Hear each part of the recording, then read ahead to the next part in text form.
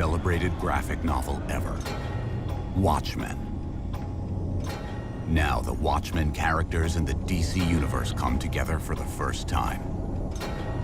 DC proudly presents Doomsday Clock. Geoff Johns, Gary Frank, a 12-issue comic book series.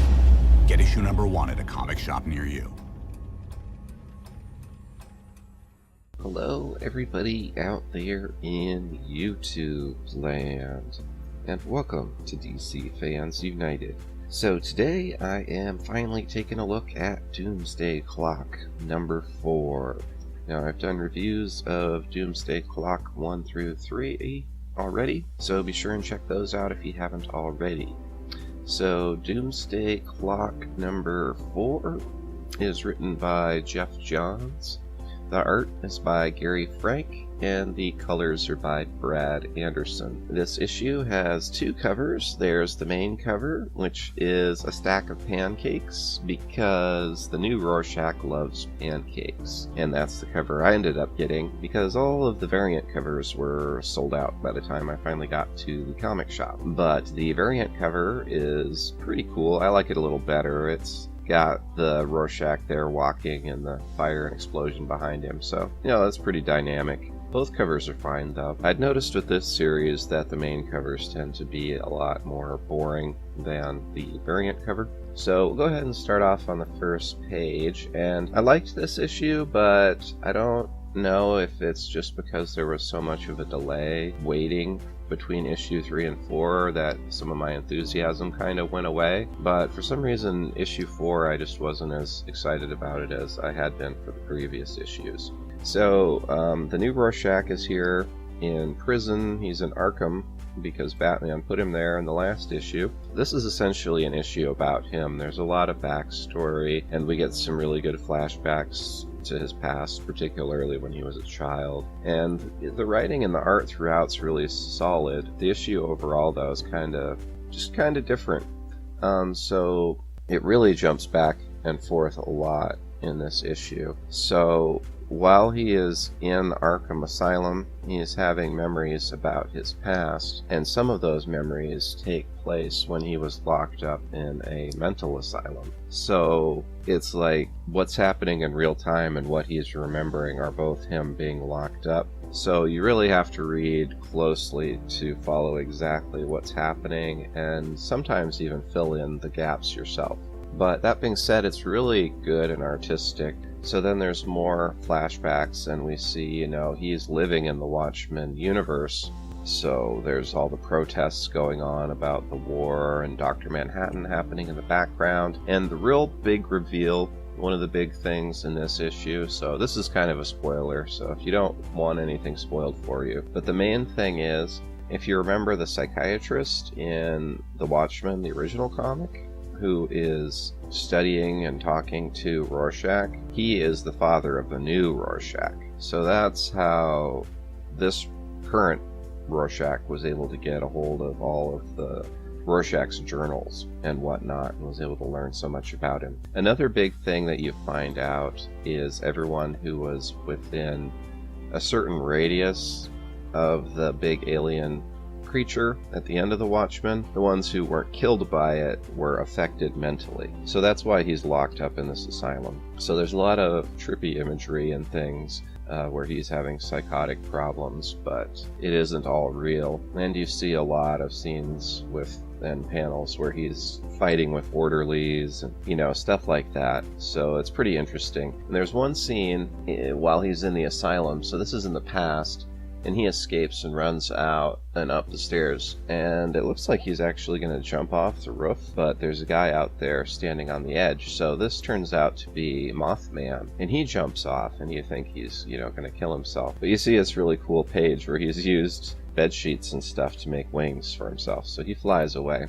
And we see Rorschach's in the asylum there, but he uses advice he got from Mothman to cope with it. So he learns to see what he wants, not what's actually there. And while he's in the asylum, the news announces that Ozymandias was behind the attack. So he's really upset, and now he wants to get revenge on him. And in the current continuity, there's another person locked up in Arkham with him who's been trying to talk to him. And yeah, so there's a little bit going on too while he's in the asylum. So this is in the past, and the Mothman keeps escaping, and he'll come back with stuff, and he manages to go to Rorschach's, the new Rorschach. He goes to the old place where his family lived, and that's where he gets the journals and stuff for him. So that's how he was able to know so much about Rorschach and emulate him. And then there's some couple scenes where there's an orderly who's being mean to him, and he ends up punching that orderly. He really freaks out about that guy later too. So he keeps reading Kovac's journal, or Rorschach's journal, while he's there. And then they tell him while he's in the asylum that all of those guys, all the people like him who were close to the alien when it came, are all being transferred to a specific place because they're going to question all of them. So he freaks out and he stabs that orderly, who is a bad dude, but he really gets it. He really beats him up.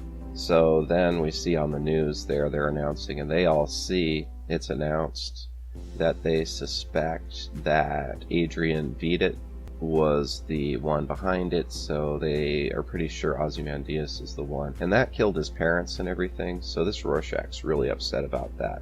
And he decides he's gonna escape and kill him, so that's what they do. He and Mothman, they start this fire, and they escape and run outside.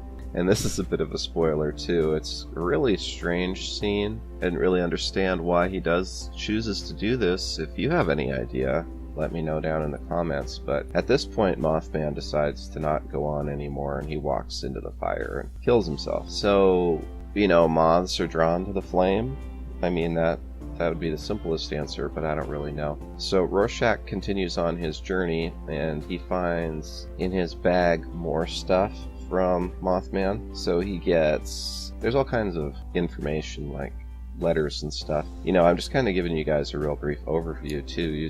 If you like this issue, definitely buy it, and it's like that with all my reviews. I don't tell you everything, so still definitely read it if you haven't already. But anyways, he gets food and like tickets to travel by a ship and stuff. So, and Rorschach's mask. So he's given all that stuff. And then we see some cool scenes. I like these pages a lot, actually, where he's traveling up north and you see him camping out and stuff and having to survive in that cold environment. So he's hunting down Ozymandias, and you finally see him here. He finds the place where he is, and he gets inside, and he comes up behind him, and he's gonna stab him, but then he turns around and says, "If you're here to kill me, I might thank you if you'd make it quick, whoever you are. Obviously, you're not Walter Kovacs, and I can't imagine you were a friend of his either." So then he goes on to tell him about the brain tumor he has, and that he doesn't have long to live anyway. And Rorschach's gonna kill him, and almost does, but then Vedet says, like,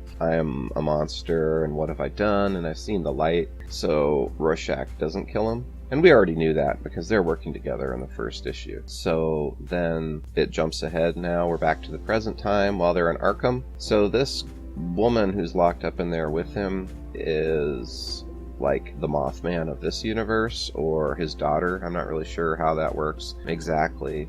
I'm pretty sure it's his daughter, but they're different Earths, so I don't know. In any case, she is able to read minds, so she knows who he is. And they escape together, and they head out, and that's what we see there at the end. And then it turns out too, there's a little reveal that the psychiatrist that was talking to the new Rorschach while he was in Arkham Asylum was actually Batman in disguise. And that's pretty much how the end of the issue is. Then there's a couple bonus, which are a bunch of letters, so you can read through those if you get the issue, and it's pretty cool. It gives you more information about Mothman and some other stuff.